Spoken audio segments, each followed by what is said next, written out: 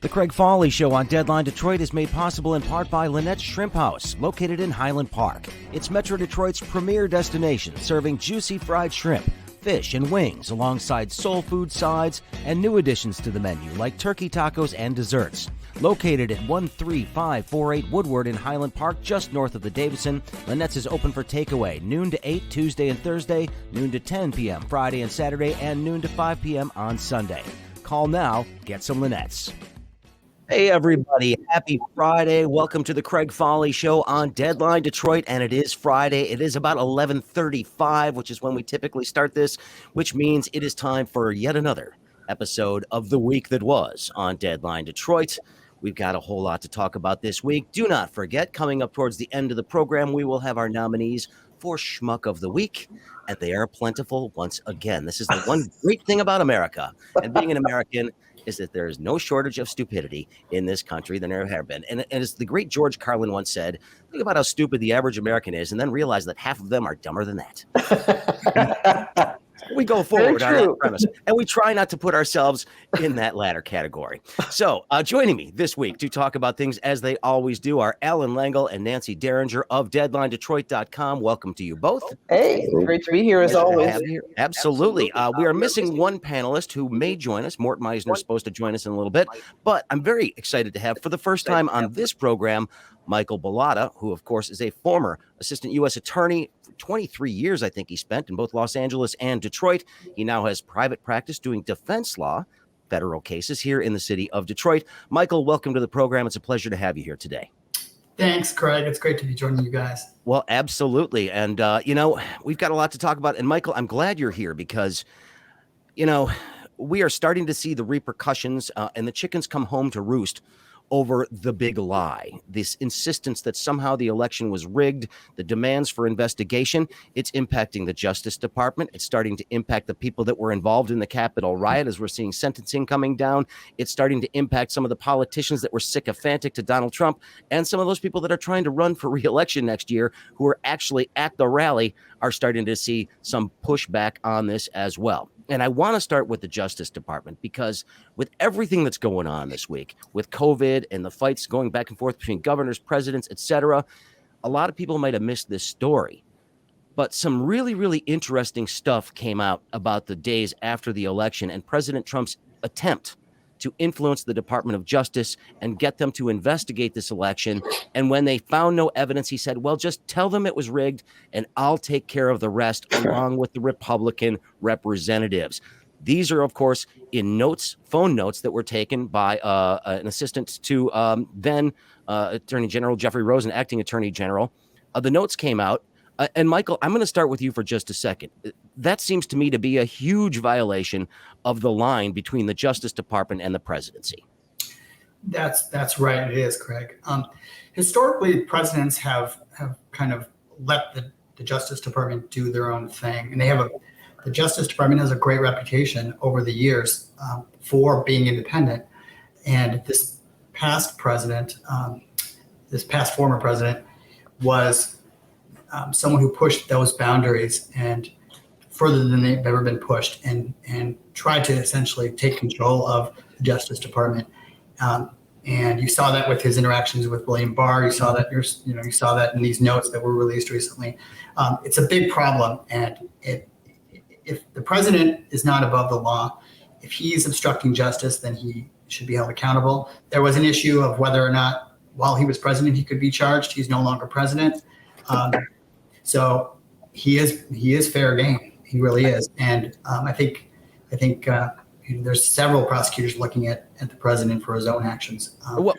Tell me what he would be guilty of if indeed this turns out to be factually correct and that he did indeed say to them, lie about this and I'll take care of it. Yeah, the statute, the law that comes to mind is obstruction of justice. In any way, you don't have to be a government official to commit the crime. If any person attempts to corrupt the proceedings in any way, a federal proceeding of any kind, certainly the election was a proceeding, could be any court proceeding, it could be suborning perjury, anything like that is obstruction of justice. It's a 5-year felony. We saw that recently in Macomb County, where we charged the sitting Macomb County prosecutor Eric Smith with obstruction of justice for trying to get his underlings to lie about the purpose of certain campaign monies that he spent. So yeah, that would be the crime. Maybe Michael can comment on this, but I've been saying this for a long time. I think the Attorney General should not be a cabinet post. It should be the same as the director of the FBI, where they confirm and there's more independence. It seems like there's always it's hard. I mean, we've seen, as you say, Attorney Generals show independence, like Janet Reno with Bill Clinton. I think Eric Holder had a little bit of a harder time with, in his reign there. But I just think it's a bad arrangement.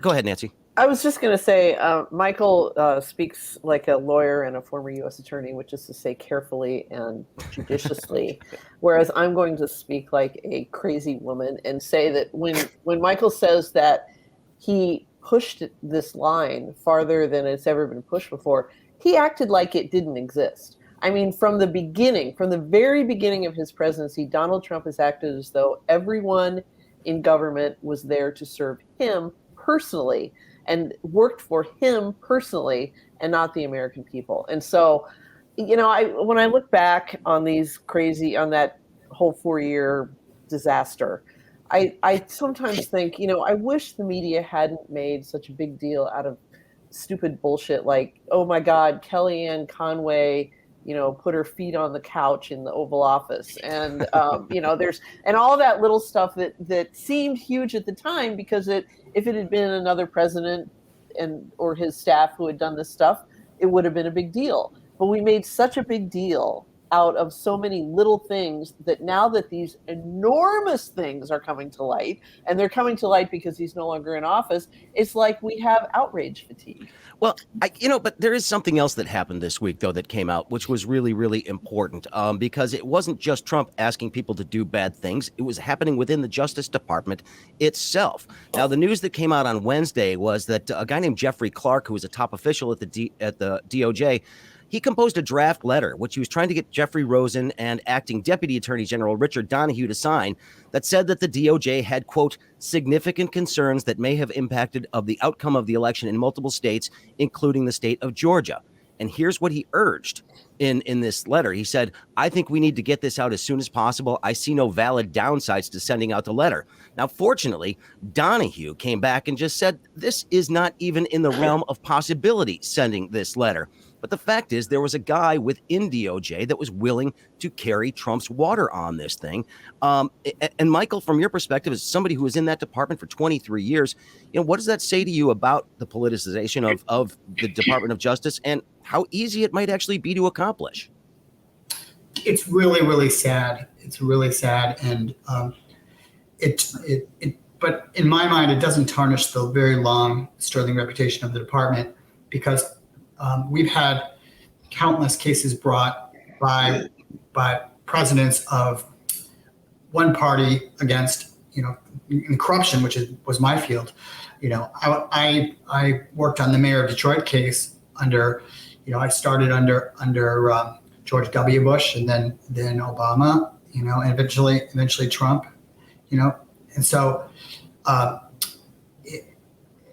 I never saw it trickle down. Okay, that's the main thing is that there's 92 U.S. attorneys' offices in the country, and there's many cases that are brought, and the finger is not put on the scale on the vast majority of cases, and there's an understanding that the president, although the chief executive, does not weigh in on the Department of Justice's cases, and that's been the way, since I started. I was appointed by Janet Reno back in 1997. And since then, I've never seen it.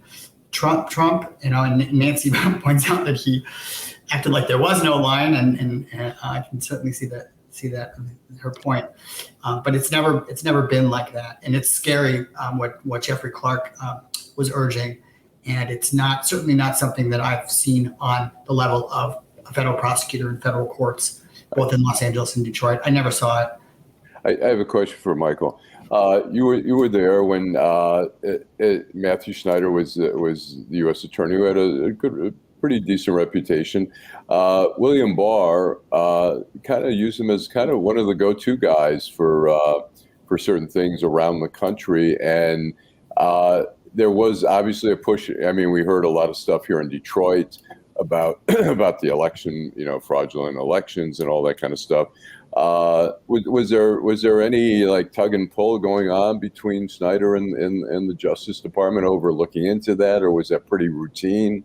Or do you have any sense of that? Or well, every 2 years, every even year, the U.S. Attorney's Office in Detroit is involved in overseeing the elections, because once there's a federal candidate on a state election ballot, that puts it under the purview of the Civil Rights Act, and the U.S. Attorney's Office looks at those elections and takes phone calls of people reporting alleged improprieties.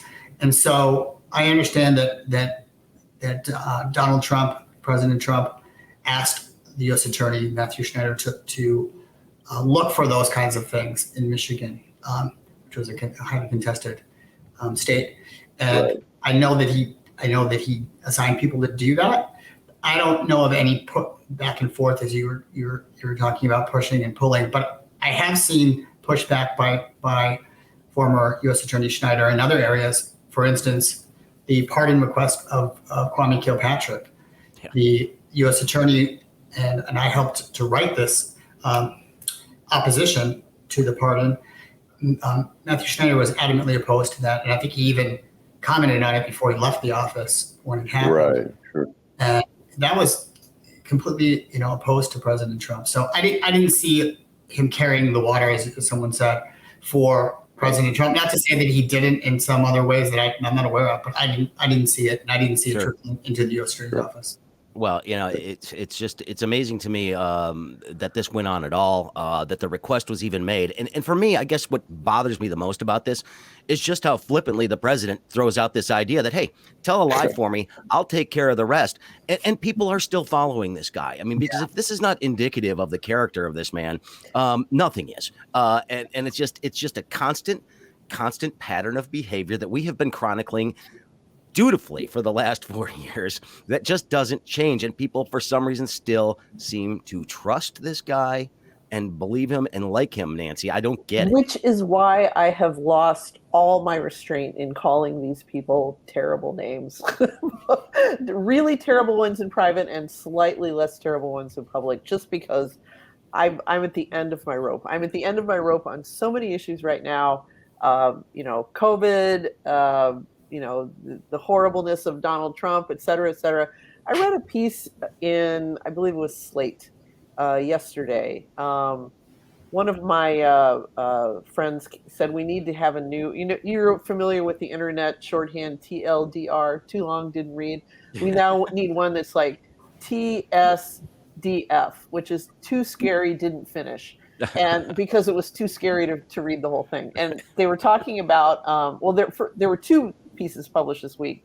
One was the Jane Mayer thing on how much big, deep pocket Republican money is going into the big lie, into keeping it alive, into keeping it, keep breathing oxygen into it.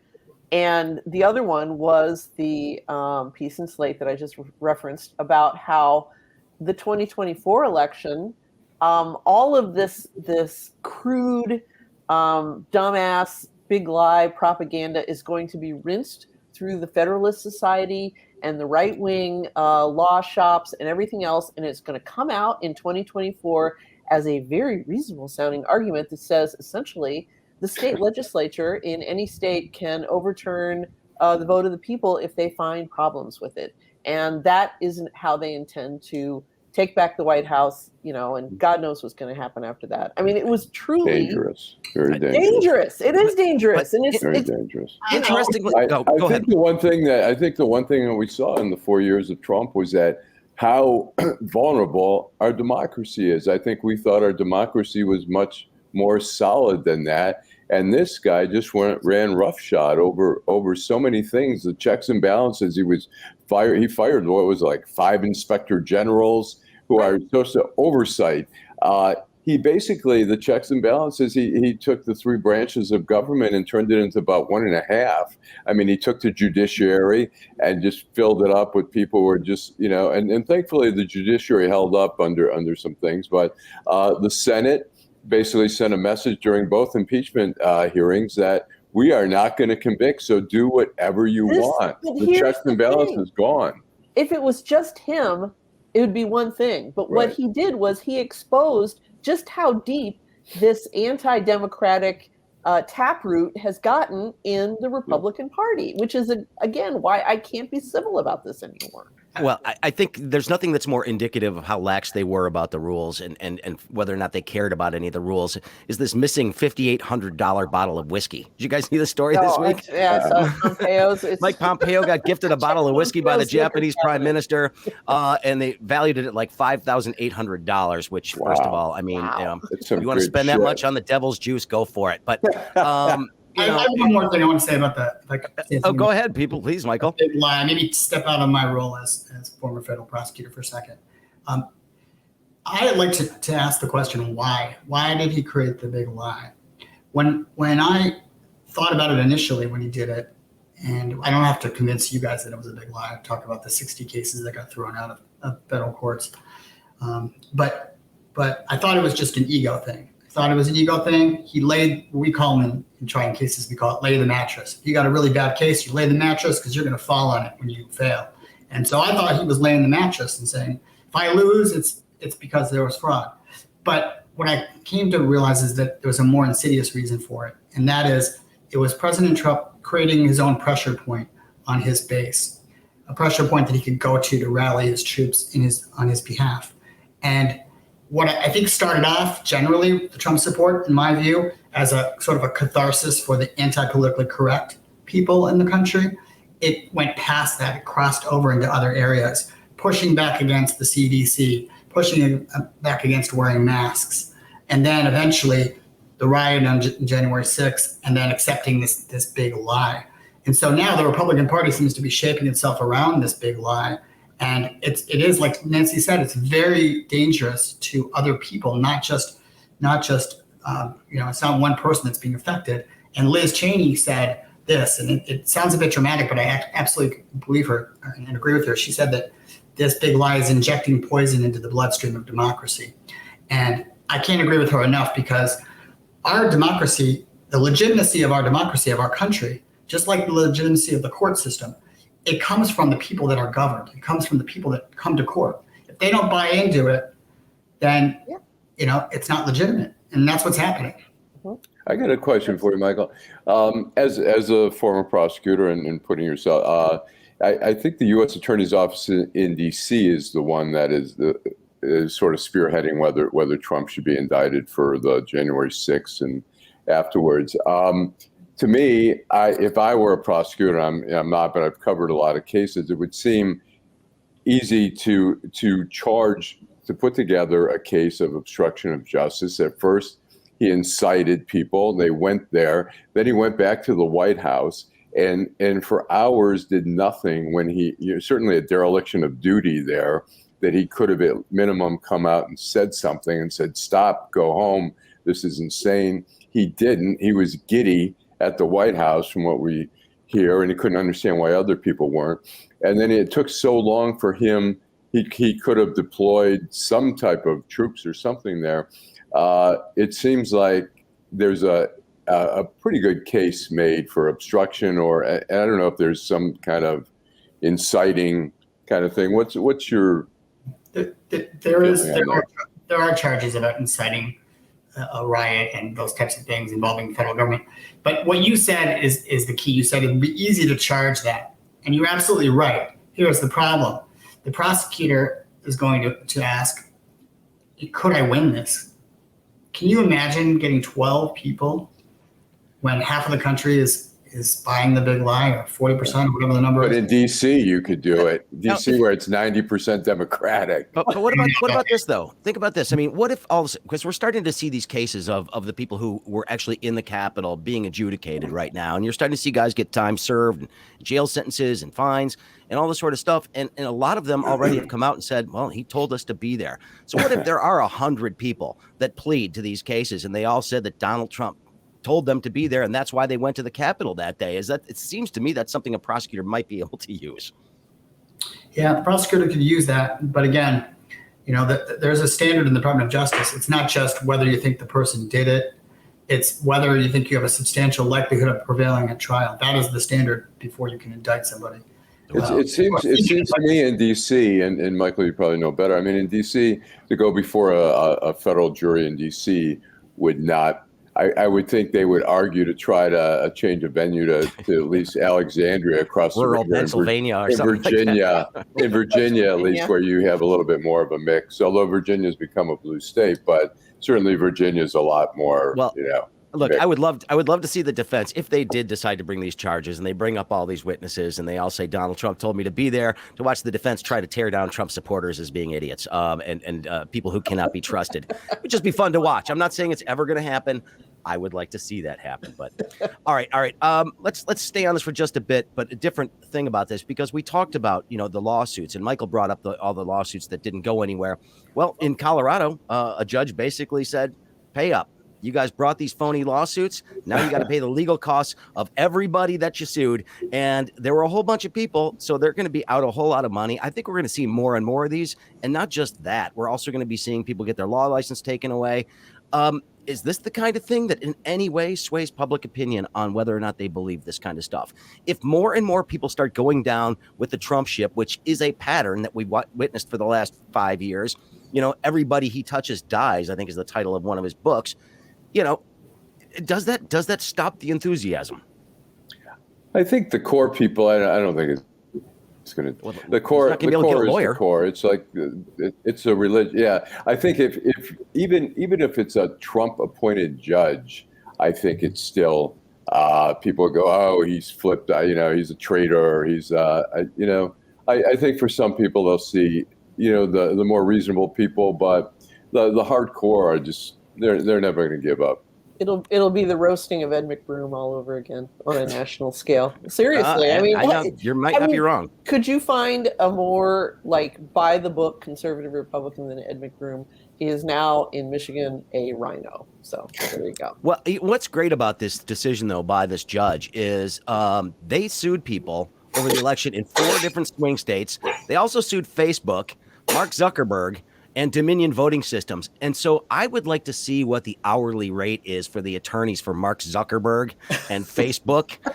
This is not going to be a cheap bill for these guys. This is a lot of money. And I'm sure Dominion, of course, is lawyered up, and they probably got somebody, one of these big Washington firms out there that can, charge a couple $1,000 an hour. I mean, this is not unheard of. So this is not going to be small. And, they're going to, and I guarantee they knew they're going to win the suit. So Facebook's like, just bill as many hours as you want to. We're not worried about it.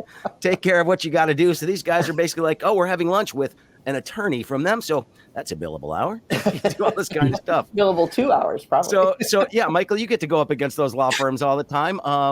These guys were. I'm billing my time right now, Craig. I was going to say, I'm guessing these guys were some pretty heavy hitters, though, that Facebook and Dominion brought to the table. Definitely. They go for the Skadden Arps types and the Jones Days of the world, and those are the which are normally a minimum of $600 an hour, and so. That's for that's if they're giving you a deal, or like $1,000 for an apartment. Wow. Yeah, there you go. So something to think speaking, about. before we leave the legal field, I just want to say thank you to Michael. As somebody who really loves inside jargon, I just jotted down the phrase "lay the mattress." I'm going to use that sometime. That is a great bit of legalese that I love. It sounds like something a gangster would say, Yeah. Go to the mattresses. Go to the mattress, but lay the mattress so you can fall back on it. Okay. All right. Okay. Let's talk about this. You know what? We've been a lot of time on this. Let's talk COVID for just a little bit, because we need to get to this. The Delta variant is clearly freaking a lot of people out. We had Arkansas Governor Asa Hutchinson this week saying, you know what, I might have made a mistake by signing that law saying that individual communities couldn't have mask mandates. That's not what he said. Well, he said somebody's going to have to declare it unconstitutional because No, there's he nothing I said can this. do. What he said was, "I wish it had not become law." Yeah, well, which he is signed it. which is like the most passive voice bullshit handoff I think that I've heard in quite some time. I wouldn't disagree.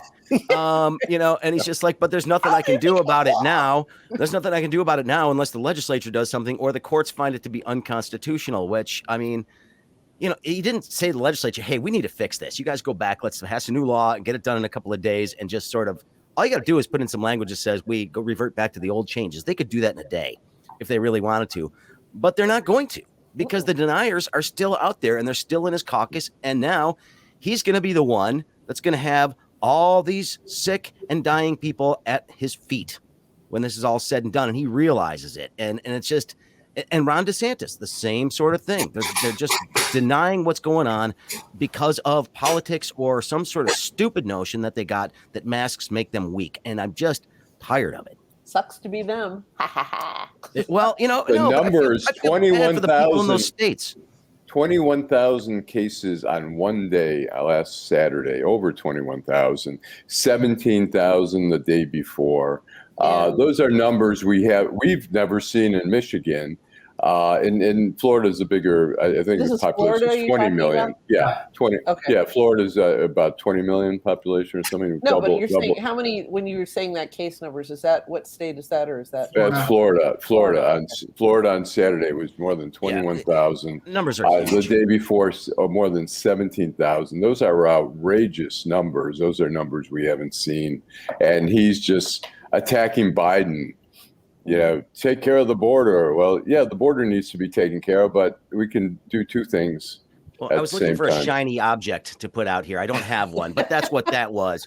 Take care of the border. Pay no attention to the man behind the curtain. Look over there at that stuff that's going on, because that's awful.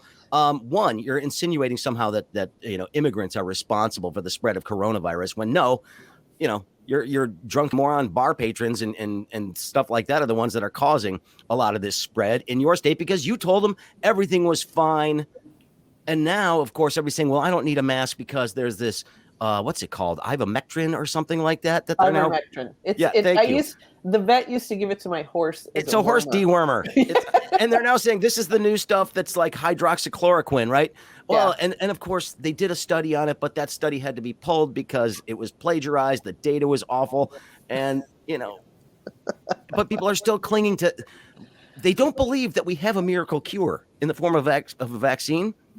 Right. But they do want to believe there's a miracle cure and wormer. some unproven horse dewormer that is going to do it. And I'm just trying to figure out what is going on in the minds of people that they're saying well, you know, we've got a miracle cure. And I'm like, no, I've already had my miracle cure. It's called a vaccine. Right. Well, it's a miracle. We have a miracle prevention. Yeah, exactly. You remember Saeed, and I think, or you know, your friend Saeed Khan. Yes. And I don't think he said this on the show. I think he said it when we were getting set up in the few minutes before the show a few weeks back. And he said he said he knows a lot of doctors who practice in the thumb. This is when the thumb was ablaze last spring with COVID. Sure. And he said these doctors were telling him that they would go to these patients and say, you have COVID, and they would deny it. They would just, and the whole family would deny it. It's like, Grandpa doesn't have COVID. He's got the flu. Grandpa doesn't, you know, COVID is a lie. COVID is a myth. You know, don't try to confuse me with the facts, you know, whatever. And I think the same thing. I'm hearing this anecdotally from some of these states where it's blowing up, like Arkansas and Louisiana and Florida. And it's coming our way. I mean, the thumb is going to be lit up again, you know, soon enough. I mean, what's driving this is the same thing in reverse that drove the fall surge last year. It's like, it's so hot and humid in the South this time of year that people are driven indoors into air conditioning. And, you know, when people are indoors, that's when they get COVID. It's not when they're sitting outside. And so, you know, you can almost see that red creeping up from the South, and it'll be here soon. Well, you know, Be here in September, October, and I mean, I think people are starting to freak out, and there's a surge of vaccinations going on around the country. The question is, are there going to be enough? I mean, if we still have, I mean, in the city of Detroit, the last time I checked was 40%. Yeah. That's still really high, and there's no reason that there won't be another surge unless that vaccination rate gets much higher. But what scares me a lot about this is that because of the political pushback that we've seen for mask mandates in all these different states, and you've got certain states that have made it illegal for schools to mandate masks. You've got situations where here in Michigan, where the legislature went around the governor to basically strip her of her emergency powers. So you've now got this unwillingness on the part of politicians to take the chances they took last year to curb this, because I don't know, maybe 2022's on their mind. I'm not sure what they're afraid of. But we have people who are not going to be as willing to take the political risks they need to take to make people safe. That's going to lead us to a dark place. Why didn't they? And what was their stated reason for stripping the governor of her emergency powers? She never consulted us. We want to be part of the process. Where is the state legislature now? Well, Fishing. exactly. They're not leading the way. I don't see any new proposals. By the lake, and they're not. Nobody is talking about this. I mean, Lansing's a ghost town at this time of year. So. Well, they were just, I mean, they were taking away her power. They wanted to be part of the process, so they could simply be an impediment. They could be impediment, and things would just drag on, as they always do in those types of situations.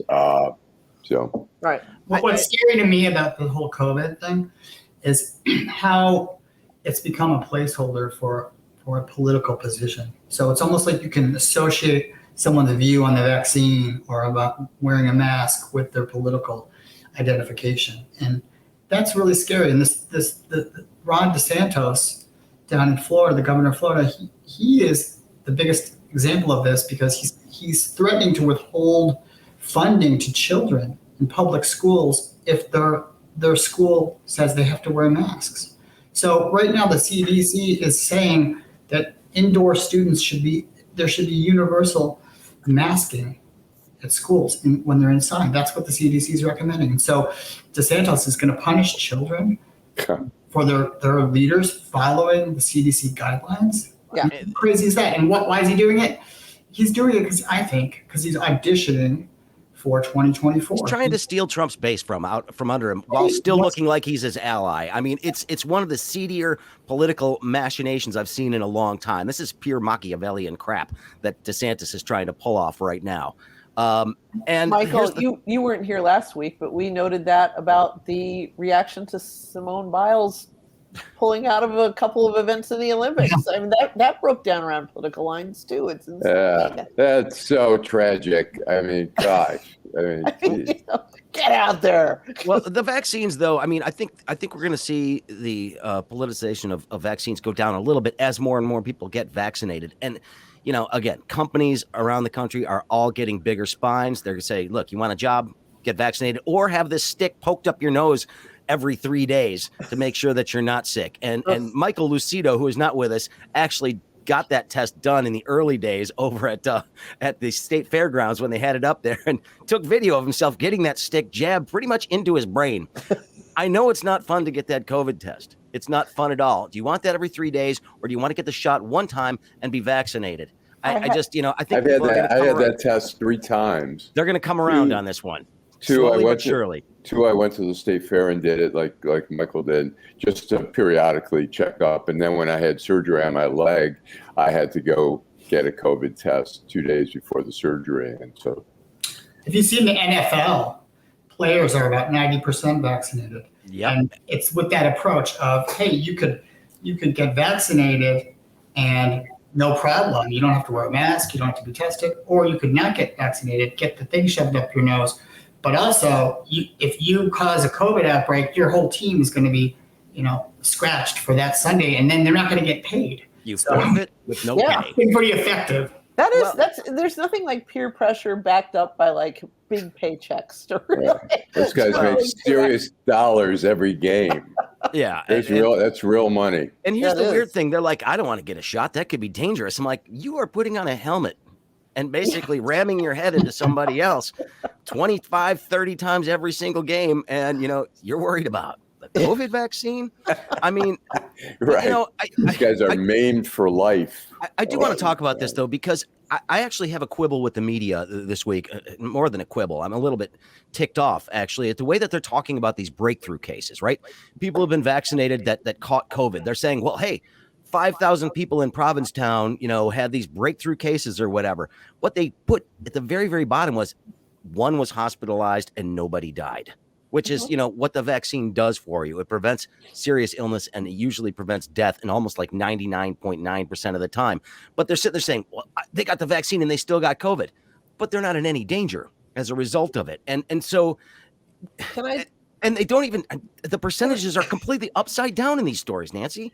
There are word people and there are math people, okay? Word people go into journalism, math people go into something that pays them much better money. And so it's sometimes, it's like, that's why data journalists, people who can actually like look at a data set and analyze it correctly are at such a premium now in journalism. But I think, yeah, you're right. And you're not the first person to point this out. But they we're talking about infinitesimal numbers of people who are seriously ill from this. But Nancy, I want to just add to your comment that word people also go into the law. They what? They also go into the law, word people. Oh, that's They're not math people. I once objected when a judge gave a defendant 180 days when he had agreed to 6 months. So numbers for me are not particularly. I don't really have my handle on the numbers. I'm not a numbers. That's pretty funny. But no, what they need though, Nancy, is somebody like me who can read that stuff and say, actually, this is the most important part of this whole thing. Yeah. Yes, right. There are indeed these cases, but they amount to this tiny percentage of the people that actually have COVID right now. Oh, and by the way, only one of them has died, and it could have been from something else. Right. And they're not doing that. So I think it was USA Today, which was the one that really had the story the other day, and they were getting raked over the coals a little bit on Twitter and social media for this kind of stuff, which I thought they deserved, because it's not clear and it freaks people out. And the last thing we need is to continue freaking people out about this vaccine, or else we're going to be stuck in this loop for another couple of years. Yep. With worse variants that could come if we don't knock it out right now. But there's so much bad information out there. I had somebody who's a pretty intelligent, well-read person. They said, well, I've heard that 16,000 people have already died from the COVID shot. And I'm like, what? Where'd you get that from? And I searched and searched, and I could not find anything remotely close to that. I guarantee you it comes from the VAERS data, which is, Yeah. and so I don't want to get into what the VAERS data is, but basically, if I got the vaccine and then I get hit by a car tomorrow and die, they're going to note that somebody died who had taken the vaccine. And then they sort through it and they give you more accurate statistics when they find out whether or not the vaccine was related in any way to somebody getting sick or dying. But Craig, maybe taking the vaccine, maybe the person got a little disoriented and wandered out into the street. The VAERS. All right, Michael, stop giving people ideas. The VAERS database is open to everyone because they want to spread as wide a net as possible for people to report. What is it? It's vaccine adverse effects reporting system. Yep. That's it. And they want people to be able to report this stuff. And so, if an 89-year-old person in a nursing home gets the vaccine and dies of a stroke 2 days later, their loved ones can access that and say, my grandma died. And it's like, well, did she die because she had an adverse effect, or because she was 89 years old? That's why you can't. They have to be further researched by credible health authorities. Well, all right. So real quick, I want to move on to a couple of different things, but I do want to talk about this because in Florida, school starts next week. In a number of states, especially in the South, school starts next week. We are coming back, of course, after Labor Day here. I don't think we have any of this settled. And it's like, what's going to happen? I worry about this and that we're going to have to go back into some sort of shutdown mode if we're not careful here. Well, I'm going to think about this in January when I'm freezing my ass off in Michigan. There are some things that we just do better than the South, and one of them is not start school in the second week of August. Yeah. And the other thing is we're not run by government. But and we have the Jazz Fest that is actually supposed to be be live, which is really not It that is. far off, a few weeks off. No, And it's that not. would Yeah, be Labor Day. interesting. Labor Day. Yeah. So, well, I mean, I'll be interested to see what they decide to do and where the state's numbers are. But they could just sit there and say, hey, masks required if you want to come in, but it's free and open. So that's kind of difficult to do there. But I'm I don't taking know. my students to go see Green Day on Tuesday night in Comerica Park. So Oh, wow. all I know that there's no vaccine requirement. Wow. No. Well, you saw Lollapalooza last weekend. Did you see any of the film from that? I mean, that was just, if that's not a super spreader event, I don't know what is. The Faster Horses Festival in at the Speedway was. Oh, right. Yeah, that was. Yeah. Well, anyway, so we shall see. But I don't think schools are ready. A lot of them still haven't figured out what they're going to do. They're fighting with each other. Parents are fighting with school boards. Grosse Pointe is a great version of this. Oh, by the way, Speaking of Grosse Pointe, my schmuck of the week is coming up a little bit later on. Oh, good. And it will indeed involve Grosse Pointe. Yay! Yes, it's time I do something. This is my hometown. There's if anybody no shortage can bitch here. about them, I can. All right, let's move on here. You might not have known it, but we had an election this week. I looked it. I know of it. I know you it. did. I know you did, Nancy. But I mean, I knew it was going to be light turnout, especially in the city of Detroit, when my friend Jerome Vaughn from WDET posted on Facebook, said I was number 3 at my precinct, and it was like 9:00 in the morning. I'm like, ooh, it's not going to be a big turnout in the city of Detroit. And I mean, I wish the turnout was bigger, obviously, because I think it's 15% of the population just basically winnowed the field for everybody else. There are going to be a couple of good races out there, but Proposal P goes down in flames, 2/3 to 1/3. But still, only 15% of the people actually chimed in on this. And I guarantee you 100% of the people in the city of Detroit care a lot about some of those things that were in Proposal P. I wasn't necessarily in favor of it because I thought it was confusing and all that stuff. At the same time, I mean, this is why I don't like big stuff on primary ballots. I think Proposal P, I mean, look, it's as Nancy and I talked about it, she called it, the Christmas gift. I mean, there's a lot of for everybody under that. Yeah, I mean, it was something for everybody on everything. Giving back tax money, giving back, making sure water shut off. They're all great things, but there's, and when you hear people talk about it, like I'm on 9:10 a.m. radio on Saturday mornings, and the ombudsman says, first he's like, I don't want to say whether I'm for it or not, and finally he's like, yes, Bruce. Bruce is like, yes, I'm for it, and he goes, they'll find a way to fund it.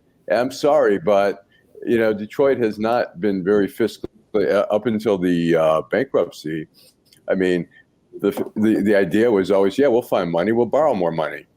Well, and here's the thing: they've got pension obligations that they're due for again in the next couple of years that they have not had to pay these first few coming out of bankruptcy. So that's something that they have to budget for. That I'm not sure where they are in that process, but they're still looking for some of the funds. That is a sword of Damocles. I guess my feeling goes back to my time when I briefly worked for the Citizens Research Council, and I really have become much more of a good government nerd, and I just don't think a city charter is a place to put all this stuff. I mean, the city charter is the frame around the picture. It's up to everybody else to paint the picture. Well, CRC, let's just put this into context here for just a second, because I interviewed people on both sides of Proposal P a couple of months ago and had them as part of my podcast. Then I got the CRC report, which was 25 pages? Yeah, they broke it down, and I'm like, well, yeah, it is too long, but at the same time, the executive summary was like several pages. That's how much stuff is in there. And if there's 25 pages of summary of what's in the document, that's just not something that people are going to do. They're going to get confused and they're going to say no. Yeah. I got to the polls. I voted on Warren and in Midtown there at the church, and I got there about 7:15, and I got there early because I wanted to take some pictures outside for our page. And there was not one person I've never been to an election where nobody's outside handing out flyers, for candidates. It was totally empty. Later at night, I went to a couple campaign parties just to, get some photos, get a feel. I was at Al Rick's at the Caju Cafe. We were there together. And then I stopped over at Duggan's. over at the Good Vibes Lounge over on Harper there. And Check that place It's out. a great place. yeah, yeah, and the thing is, there's no election really. I mean, the consul races are tight. Like Elrick's that's gonna be a tough battle for him. But for the mayor, I mean, not only is it not going to be any kind of battle, but there's no dialogue going on, which is really sad because at least Coleman Young lost 70 to 30% or something last time, but he was going after Duggan. He was raising issues about the neighborhoods. And there was a dialogue going on during that campaign. There is no dialogue going on during this campaign. There hasn't had to be so far, but now that you're down to two candidates, somebody's going to push for a debate between these guys at least. So Anthony Adams may have an opportunity to take Duggan on one-on-one, at least in one debate, maybe. I mean, I don't see Duggan's incentive to do it, but you have to. I mean, if you don't, right, it's a bad thing. But I mean, 75% of the vote in the primary, and his next closest got 10. Yeah, this thing's pretty much a done deal unless something really, really bad happens to Mike Duggan in the next few months. It'd have to be some major scandal, and that may not even be enough. Well, and given the pace of FBI investigations, that could be something that takes a long time. Yeah, I have no idea. I have no idea. I'm just saying. No comment. I don't think there's anything on the horizon in that respect. I mean, the demolition program has always got issues, and there are some, definitely questionable contractors who have been involved over the time. But it's just, there's nothing there. And I don't think Anthony Adams, I mean, he doesn't seem like much of a campaigner. At least I haven't really seen much. I've seen a billboard in Midtown. I haven't really felt the presence, and I'm getting a few flyers living in Detroit. I've gotten one from Barrow, and Barrow's whole thing was like Mike Duggan, the Livonia mayor, and let's, they've taken away Belle Isle from us, but who buys that? I mean, you go to Belle Isle, and Belle Isle is in better shape than it was since the bankruptcy. Well, those arguments have been around for a long time. They didn't work the first two campaigns against Mike Duggan. Take a U-Haul. They're going through this time. Yeah, they take a U-Haul, they attach it to Belle Isle, and they drive it off. That's right. Now, I do want to talk about this for just a second because, and we should note this. I mean, Coleman Young II has done podcasts for Deadline Detroit. We haven't heard from him since he's been on the campaign trail, but this guy might be your next, at-large winner in city council. He and Janae Ayers are like this in terms of the vote count. They're only like a 1/10 of a percentage point away. He did really, really well in the primary, and it's going to be interesting to see another Coleman Young on Detroit City Council. I'd be shocked if he didn't win. I would think he's really a favorite to win. He is a character, that is for sure. So, I mean, if anybody likes to cover city council, he's going to give you lots of good audio clips all the time. But look, it's not like he's a neophyte in politics. I mean, he's been in the state senate, the state house, and he's a very bright guy, and I think he's an honest guy, and I think it'll be a good addition. Well, he's excessive. When I watched him in the legislature for years.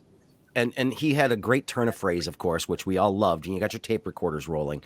But yeah, he fought pretty hard for the people in his district and did a lot in the legislature, even though, of course, he was in the minority pretty much the entire time he was there, which is a very, very lonely place to be. And God, being in the minority in Lansing is just awful. Awful. All right. Shall we move on? What time do we have here? Oh, we've been going for almost 48 minutes. Let's see here. I've got to. Mr. Cuomo in New York. Did you just see the news flash? No, I did not. There is a news flash saying that one of Governor Andrew Cuomo's state aides filed a criminal complaint with the Albany County Sheriff's Office alleging the governor groped her during an encounter at the executive mansion last year. The sheriff said. Albany County Sheriff Craig Apple said the woman filed the complaint on Thursday afternoon. The woman has said Mr. Cuomo, a 63-year-old Democrat, reached under her shirt and groped her breast over her bra after she was summoned to the mansion on November 16th. Well, remember he said these guys. He said he does this to everybody. I'm just a hugger. Look, this dude's in deep trouble. I love the fact that his own party are the people that are screaming loudest for him to go. And that makes sense because, look, that's a whole lot of women coming forward And the stories are incredibly similar. They did the investigation. It wasn't a criminal investigation. It was a civil investigation done by the Attorney General's office. But they did say in that press conference, hey, if anybody wants to bring criminal charges, that's going to be up to the local jurisdiction. Michael, I want to ask you about this for just a second. Is that pretty typical in cases like this? Well, in this particular investigation, it was headed by June Kim, who was the former acting U.S. attorney in the Southern District of New York, which is one of the premier U.S. attorney's offices in the country. So it has a legitimacy about it, and it couldn't be obviously overseen by the governor, and even the AG, I think, took an outsider kind of view of this and waited to see what June Kim's findings were. And the new report that just broke has to be this executive assistant number one named in the report, because she's the one that alleged that, unless there's another one, I guess there could be another under the shirt boob grab, but that's what it sounds like. This person, a whole bunch of those, and that's I mean, there are really two criminal charges that he's looking at, because you have to remember that all the sexual harassment stuff, it's not good, it's bad, and it's grounds for civil filings and civil lawsuits. But there really is only, at least in the report, two crimes that I could see, and that is under the New York state law, it's called sexual misconduct. It's a 1-year misdemeanor, and that's unconsented touching of another person's intimate part. And that's what the report concluded happened with both this executive assistant number one and somebody that they identified as state entity employee number one. So there are two people. He could be facing two or more charges, misdemeanor charges of 1 year misdemeanors. So that's what he's looking at. And I read the report. I thought it was very, very well done, very thorough. They had corroboration of these women. As you mentioned, there were numerous. There are 11 different accusers. And, for instance, Charlotte Bennett, who was one of the accusers, she had her text messages contemporaneous with what was happening when she was spending time at the governor's mansion that corroborate her. There are other people that corroborated. And of course, as was alluded to, they all corroborate each other. When you have 11 different women, they don't have this, similar motives. They're not all suing them. Only one of them so far is talking about a civil suit. That's Lindsay Boylan.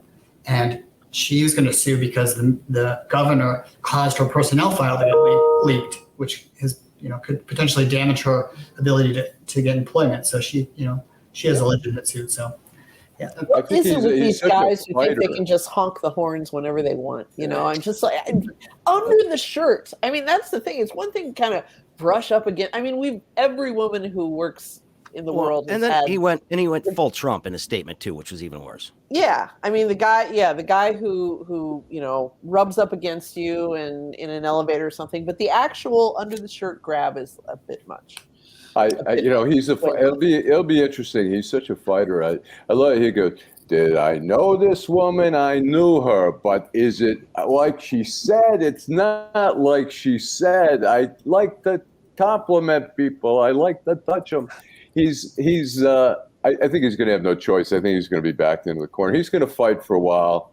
I'll be surprised to just see him walk away, but he doesn't have much choice. They're going to he'll either go on his own volition or they'll toss him out. Yeah. All right. Well, okay. We've got a little bit of time left. So hang on to your hats, everyone. And now it's time for Deadline Detroit's nominees for Schmuck of the Week. Time for Schmuck of the Week. And I've got some good ones. I'm going to go last, I think, just because I've got something that I need to talk about, and I just got to figure one thing out before I do it. So I'm going to let Alan Lengel go first today. I am going to go with Tucker Carlson. Now, always a fine choice. World traveler, Tucker Carlson. The world traveler who is going to be delivering a speech in Budapest on Saturday to a conservative group of people, and he's just praising the autocratic government of under Viktor Orban and saying that U.S. should be more like that. Well, a columnist in the New York Times writes, to critics, Orban's Hungary is corrupt, repressive, and authoritarian. Sounds a lot like Mussolini's Italy. Yeah, a place where democracy is little more than a window dressing and the state exists to plunder the public on behalf of a tiny ruling elite. And this is what Tucker Carlson is promoting as a model for the U.S. to follow. So I think it's really what Fox News has done. I mean, there are some, like, I think Chris Wallace is great. I think he's like a solid journalist. I think he's one of the bright spots there. But some of the other hosts, Sean Hannity, Tucker Carlson, I think they, Laura Ingraham, there's such a disservice by the disinformation and the slant that they provide. It's just, No, I totally agree with you on that one, Alan. I think that's a fine schmuck of the week. What the hell he's even doing over there, I have no idea. But he must have got a paid vacation. I'm sure they Trump and must his buddies be putting him up there. Hanging out with oligarchs is really, really There's a interesting to me. think tank over there that has been laying the groundwork in the American conservative community and having them over for these multi-month fellowships. I think Rod Dreher, little Mr. Scaredy pants, religious lunatic, is over there right now, and I think that they see Orban's Hungary as their ideal model for the post-democracy United States. Well, there you go. All right, let's go with Michael Balotta. Who do you got? All right, so I had originally the governor of Florida. Ron DeSantis is always a fine choice. But I already talked about him, and that'd be no fun to rehash that. So I'm going to go with the dark horse, my backup.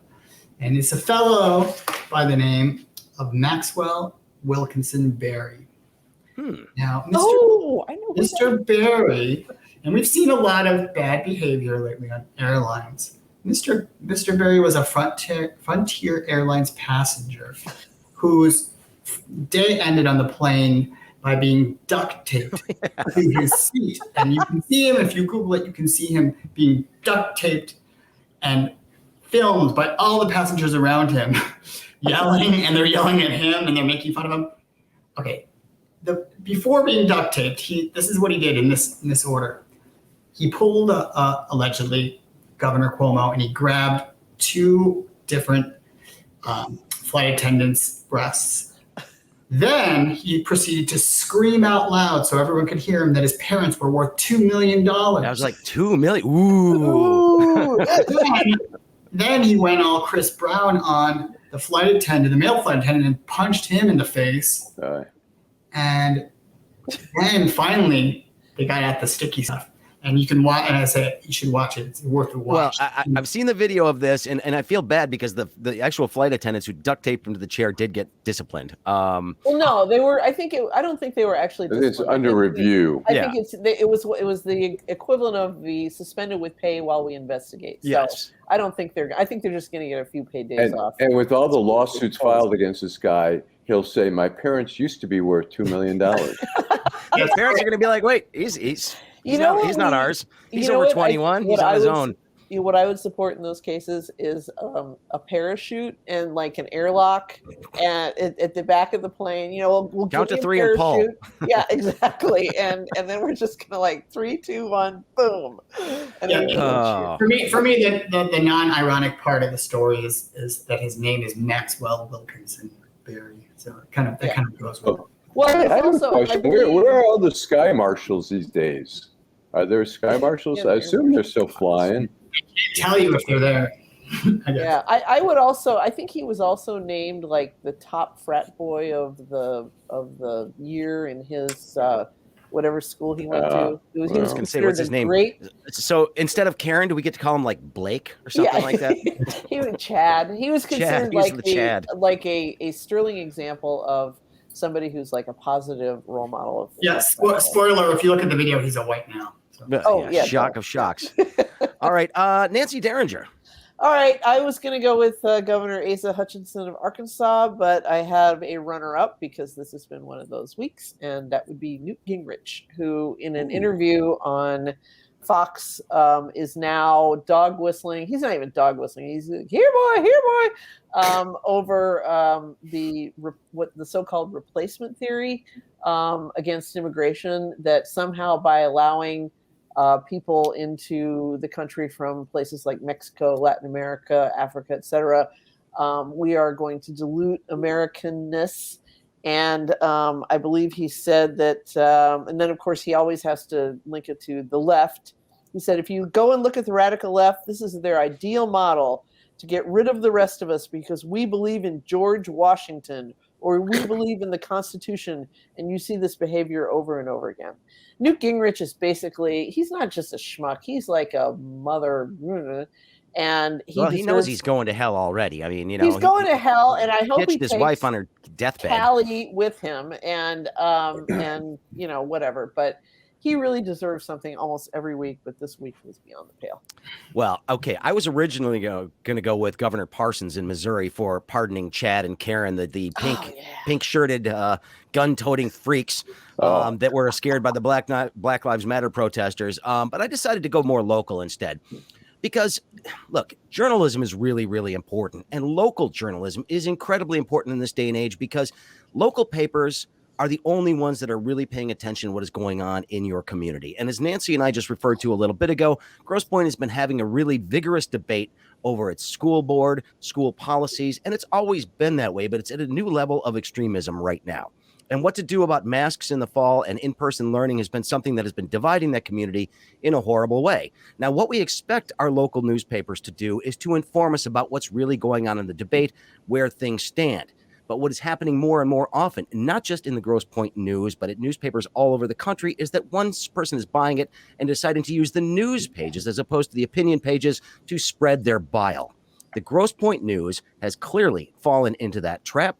They published a story the other day talking about a poll that was taken about how parents felt about a mask requirement in schools.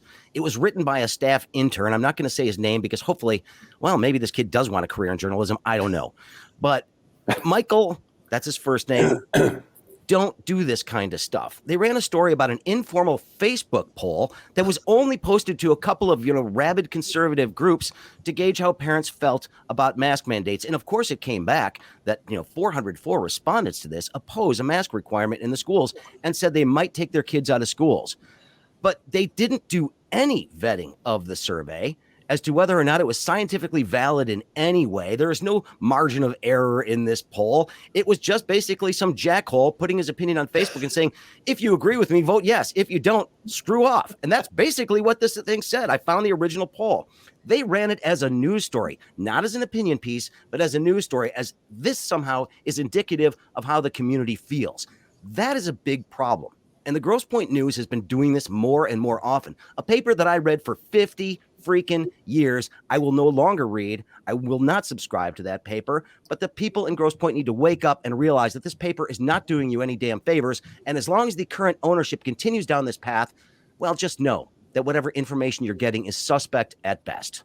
And the current ownership is Sean Cotton of the Cotton family, of the very wealthy Cotton family. And I am in full agreement. I let my subscription lapse.